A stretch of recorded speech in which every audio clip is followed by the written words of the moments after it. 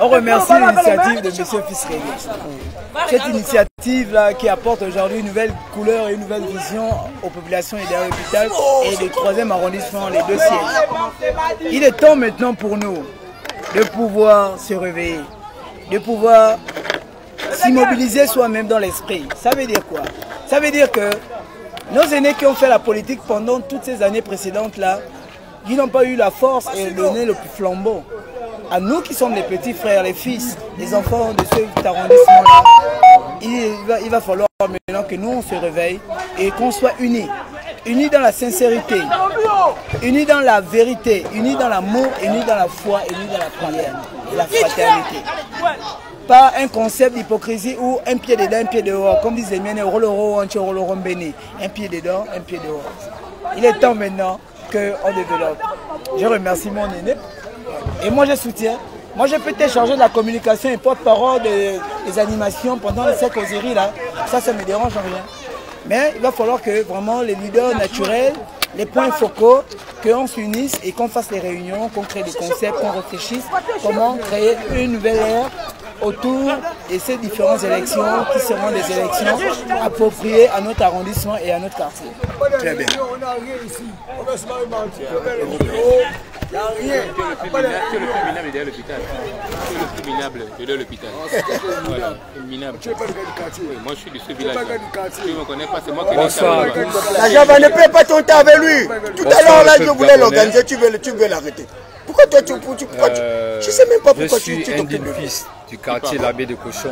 Je te dis Francky Bagle, je vais lui casser la mâchoire. Et je vais voir. Je vais lui casser la mâchoire, sérieusement. Nous sommes en direct. Tu es mon grand frère. Non, mais il emmerde. Tu es mon grand frère. Blague bien, tu vas voir. Tu vas voir ce qu'il va te faire tout de suite. Mais... Attends, reste là longtemps. Tu verras. Donc, désolé, on a eu un petit embrouille entre nous là. Je ne serai pas long. Dès l'hôpital, je parle plus sur le quartier derrière l'hôpital. Derrière l'hôpital n'appartient pas à quelqu'un. L'hôpital n'appartient pas à quelqu'un. Le 3e arrondissement n'appartient pas à un leader politique parce qu'il a dormi tant d'années auprès du Père. Aujourd'hui, il y a le Fils et il y a le Saint-Esprit qui est là. Nous, les jeunes de l'hôpital, les jeunes conscients, parce qu'il y a deux types de jeunes. Il y a les jeunes hors père, il y a les jeunes pères. Nous, les jeunes conscients, nous avons décidé formellement devant Dieu et devant l'Éternel. Je le parle sans max. Sans quelque chose d'autre, je n'indexe personne. Quartier L'Abbé de Cochon, on a eu des leaders qui ont occupé des grands postes politiques. Je n'ai pas envie de citer les noms, je ne cite personne, je n'indexe personne. Ma conscience et la conscience de d'autres personnes savent de qui nous parlons. Nous avons décidé formellement, je dis avec les jeunes conscients du 3e arrondissement, de prendre notre engagement. Personnellement, comme je tape ma poitrine, personnellement, j'ai décidé formellement d'être un jeune conscient et de réaliser avec ceux qui peuvent nous apporter un plus dans notre vie. Ils ont eu des grands postes, même des chérins tika à la mairie font un bac, je ne sais pas. Non, grand, je ne sais pas, vous qui avez fait les études chez les Blancs, je ne sais pas. Ils ont eu des postes, mais aujourd'hui, avec le président Oligui, tout est permis. Absolument. Nous avons décidé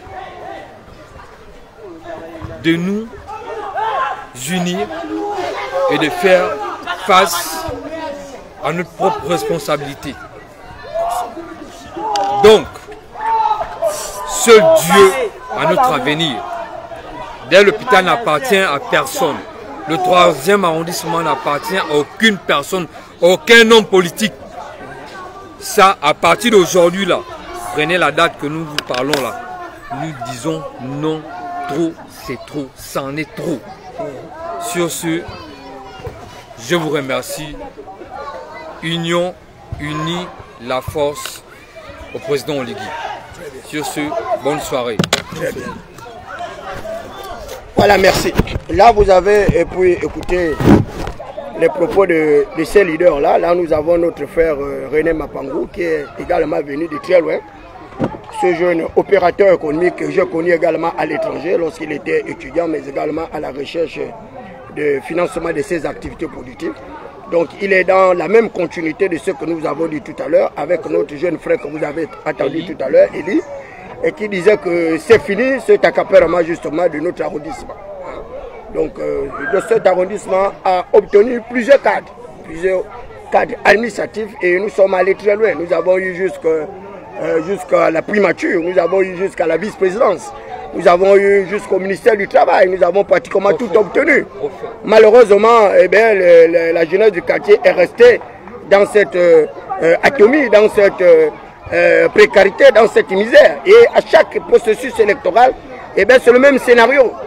On vient avec des monnaies d'échange, avec des euros, des dollars pour pouvoir une fois de plus manipuler nos familles parce que nous sommes en extrême difficulté.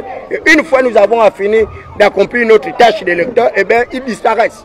Ils disparaissent, ils vont se réfugier dans leur tour d'ivoire. À l'île de Gorée. Voilà, à l'île de Gorée, en Suisse, au Japon, en Belgique. Et le jeu est tout à fait terminé. Et je vous ai dit tout à l'heure, le premier qui nous a entretenus était membre d'un bureau de vote. Et il a toujours été dans le bureau de vote. Et je vous le répétais déjà par rapport à l'historicité de ce quartier, que nous avons toujours eu les meilleurs résultats électoraux. Le 3e arrondissement, c'est la locomotive de l'Est-Sueur, c'est la suprématie de l'Est-Sueur, c'est le quartier qui fait le plus grand corps électoral pratiquement dans la pointe l'Est-Sueur. Et nous avons les meilleurs résultats, et y compris les résultats qui viennent justement de se concrétiser par l'élection de Brice Côté Oligui Nguema au sommet de l'État. Et les jeunes du quartier, vous avez pu les entendre, ont décidé formellement également de participer, comme je vous le disais, au processus électoral à venir. Et c'est dans ce cadre des échanges que nous nous organisons. Là, nous avons commencé par cette prise de contact. Demain également, nous serons là avec un autre groupe, Gabo à venir. Et ce groupe-là également va venir une fois de plus pour augmenter la discussion avec nous. Nous aurons également des échanges parce que nous voulons mettre en place une liste, comme lui le disait, qui tiennent en compte toutes les différenciations, toutes les aspérités pour que nous allions à la bataille justement de cette élection pour récupérer la mairie du 3e arrondissement, mais également celle de l'hôtel de ville. Et c'est l'objectif que nous poursuivons.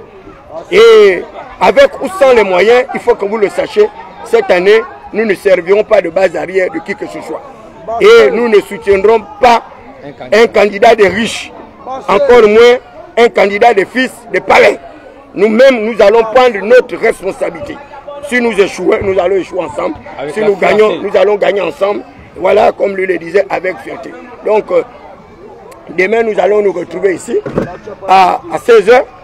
Et ensuite, à partir de la semaine prochaine, nous allons mettre en place un calendrier parce que nous allons parcourir tout le 3e arrondissement. Et si nous désirons d'ailleurs même au-delà du 3e arrondissement, parce qu'il s'agit pour nous d'investir des listes sur les 6 arrondissements. L'objectif pour nous, c'est de récupérer l'hôtel de ville, récupérer la mairie du 3e arrondissement. Le chef de l'État a été élu. Nous demandons à Brice Côté Oligui Nguema de ne plus encourager ces personnes-là, de ne plus aider ces personnes, de les laisser se battre seules. On ne peut pas continuer à favoriser les mêmes personnes qui sont à l'origine de notre situation de prévarication, de misère et de pauvreté. Ça, c'est inacceptable. Il est temps pour nous également de prendre le règne de nos différentes institutions. Je pense qu'il y a également mon frère Mapangou, donc l'entrepreneur qui voudrait également dire quelque chose. Mais je vous informe que, pour ceux qui ne le savent pas, il faut que je vous le dise sans déroute, que je suis candidat à l'élection législative à venir. Il faut que vous le sachiez, que cela soit clair. Et j'ai démissionné du PDG il y a plus d'1 année et les PDG jusqu'à présent refusent de me donner mon quitus de démission. Mais qu'à cela ne tienne, lundi, je serai au Parti démocratique gabonais avec un huissier de justice, avec mon avocat. Et je vous tiens encore informé que ma candidature, la caution a déjà été payée par un partenaire international également lorsque j'étais en diplomatie.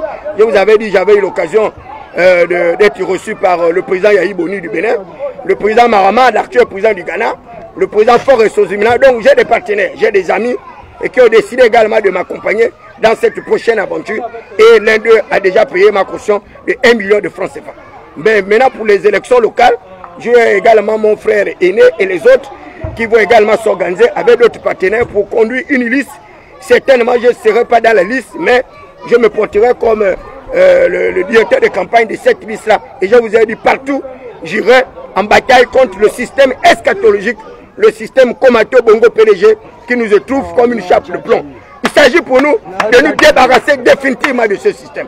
Il faut que les gens le sachent, que ce système est des piliers, que ce système est des accompagnements, que ce système est des personnes au sommet du pouvoir qui encouragent ce système rétrograde, ce système sataniste et luciférien qui n'arrive pas à permettre nos villes et villages de pouvoir se développer. Nous disons ça, c'est duré comme ça. On ne peut pas garder un règne de 5 ans, 6 ans de règne de pouvoir sans que les populations puissent avoir accès à des minima. Avoir accès à l'eau potable, avoir accès à l'énergie, ce sont des minima sociaux, ce sont des indicateurs, des évaluateurs d'une bonne ou d'une mauvaise gouvernance.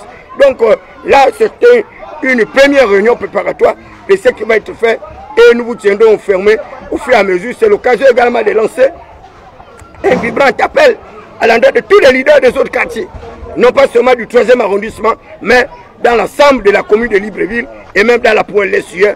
Rassemblez-vous autour de notre idéologie pour que nous puissions mettre en place des listes partout sur l'ensemble des territoires pour que nous puissions également faire en sorte que les enfants, les fils des quartiers sous-intégrés puissent pénétrer la chambre bicamérale, puissent également arriver à être les maires des sénateurs et changer l'atmosphère de notre quartier. Donc je vais laisser également la parole à notre opérateur économique également et qui est également là pour financer les activités de nos différentes structures. C'est un enfant des quartiers sous-intégrés, mais qui a également réussi justement là où plusieurs ont échoué, c'est-à-dire l'entrepreneuriat.